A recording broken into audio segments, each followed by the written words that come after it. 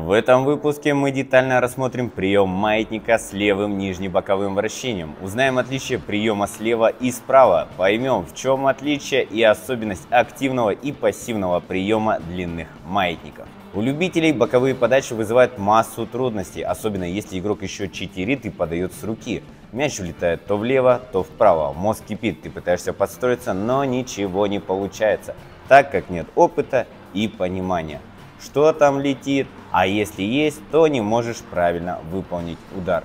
На самом деле, прием подачи – это просто. Сегодня я вам дам универсальные инструменты и знания, которые помогут в приеме данного вращения. Разберем вначале, как принять эту подачу самым простым способом, а потом другие варианты и их тактическое назначение. Поддержите канал своей подпиской, комментарием, лайком, так вы вдохновляете нас делать больше и лучше именно для вас, мой дорогой зритель.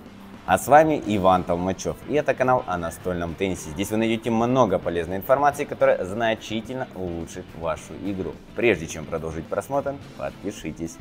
Приступаем. В прошлом выпуске мы изучили теорию вращений, и у всех, мягко говоря, взорвался мозг от кучи непонятной информации. Так и было задумано. Теперь, имея этот багаж знаний, мы будем лучше понимать друг друга с вами. Ведь моя задача дать вам не готовые решения, а инструменты, которые будут работать всегда. Сегодня мы погрузимся в одно из первых комбинированных вращений. Это низ-бок. Давайте сразу договоримся, раз и навсегда. Мы сторона принимающего, и объяснять буду так, как будто мы стоим сейчас и перед нами наш соперник. Все направления и движения будут только со стороны нашего взгляда. Левое нижнее боковое вращение.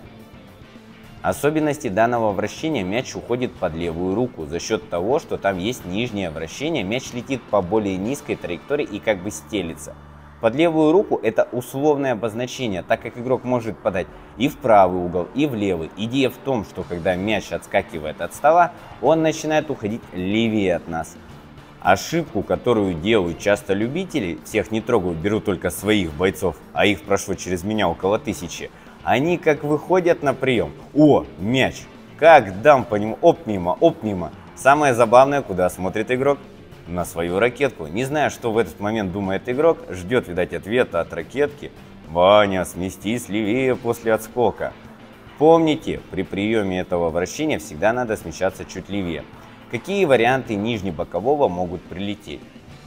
Нижнебоковое вращение очень сильно может отличаться друг от друга, и визуально с первого раза бывает невозможно точно определить, какое там нижнебоковое. Этот мяч одновременно вращается в двух плоскостях, нижней и боковой. И если соперник сыграл больше сбоку, чем снизу, то мяч будет иметь больше бокового сопротивления, и угол надо выставить больше по боку и чуть снизу. И если игрок сыграл больше снизу и немного в бок, то в подаче будет больше нижнего вращения. Тогда наоборот, мы ставим угол больше под мяч и лишь чуть-чуть разворачиваем под боковую часть мяча.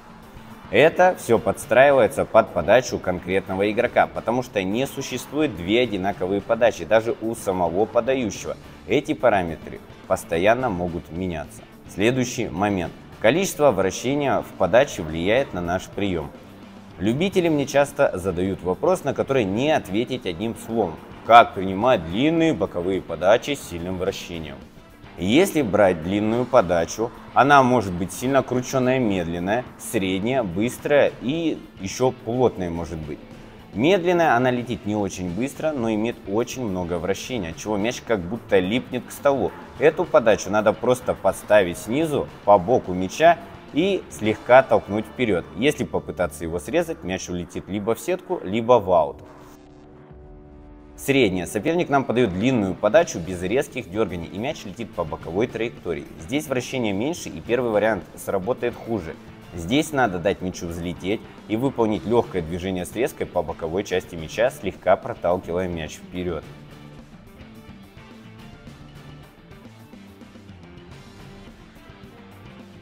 Быстрая. Мяч имеет сильное вращение и поступательную скорость, но не имеет того давления, как в плотной подаче. Здесь используем вращение и скорость приходящего мяча. Выставляем необходимый угол и направляем мяч в нужную сторону. Он вылетит сам. Если дать дополнительный импульс, мяч улетит. Плотная подача – профессионально выполненная подача с включением всего тела в подачу и добавлением в обработку работу основания. Игрок как бы подкручивает и вдавливает мяч в ракетку. Особенность этого мяча в том, что он стремительно летит в край стола и при контакте ракетки с мячом валится как камень вниз.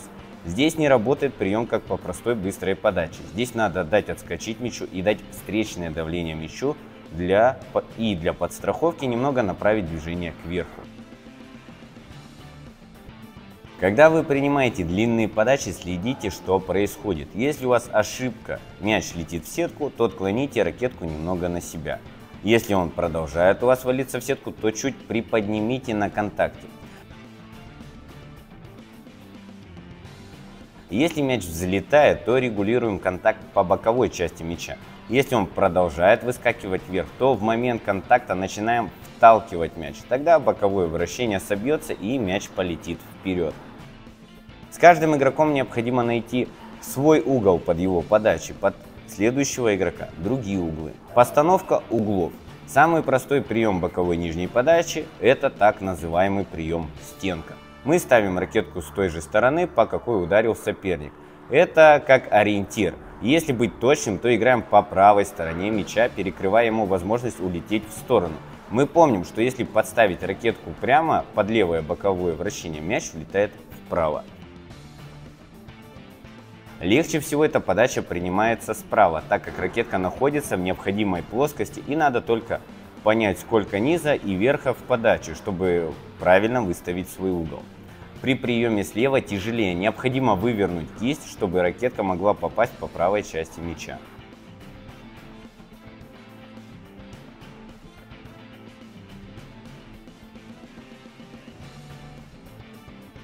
На начальном этапе, чтобы снизить процент промаха, боковые подачи цельтесь в середину стола. Если на приеме все равно улетает далеко в сторону, то играйте в правый угол соперника. Тогда вы точно попадете на стол. Мы с вами прошли пассивный прием. Он самый надежный, но не всегда рациональный. Когда его стоит принимать? Первое. Когда мы не умеем принимать активно. Второе. Когда неудобная подача для активного приема. Третье. А за ней не идет атакующих действий. То есть соперник дальше дает мяч нам пассивно, и мы можем сыграть вторым ходом активно. Активный прием. Длинную левую нижнебоковую подачу можно принять топ-спином и можно принять накатом. Накат используется только в одном случае, если в подаче больше бокового вращения, и за счет этого бока можно перебросить мяч вперед. Прием накатом очень рискованный, так как малейшая ошибка в наклоне и расчете приходящего вращения ведет к ошибке. Самый оптимальный прием длинных подач является топ-спин. Здесь основная задача попасть ракеткой по правой части мяча. Соответственно, легче всего попасть по левому вращению будет топ-спином справа, простым движением вперед. Слева необходимо немного подвернуть кисть и вести мяч больше в правый угол. Тогда будет минимум ошибок.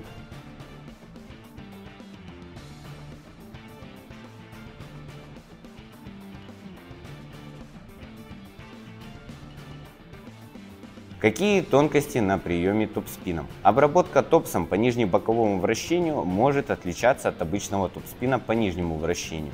И если на нас летит сильно нижняя боковая подача, и мы просто сыграем вверх, мяч улетит в аут, так как боковое вращение снижает нижнее давление на мяч, и он по свойствам ближе к боковому, чем чисто к нижнему.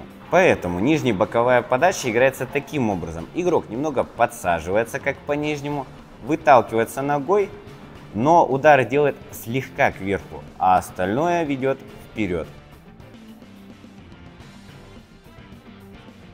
Какие могут возникнуть ошибки? Мяч падает в сетку. Тогда просто делаем больше движения вверх, прокручивая мяч.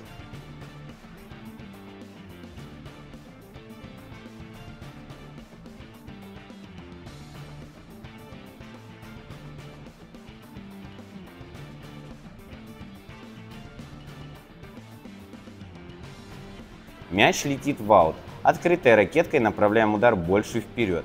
Если все равно улетает, то закрываем ракетку. Мяч улетает дальше левого угла соперника. Разворачиваем кисть и направляем топ-спин в центр или правый угол. Так выполняются топ-спины справа, так выполняются топ-спины слева.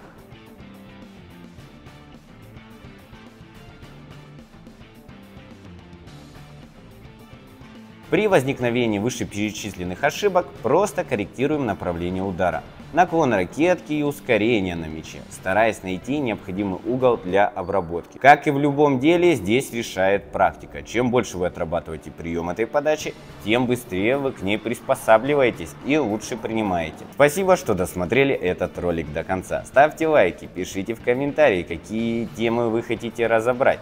Подписывайтесь на телеграм-канал и на YouTube канал. С вами был Иван Толмачев. До встречи.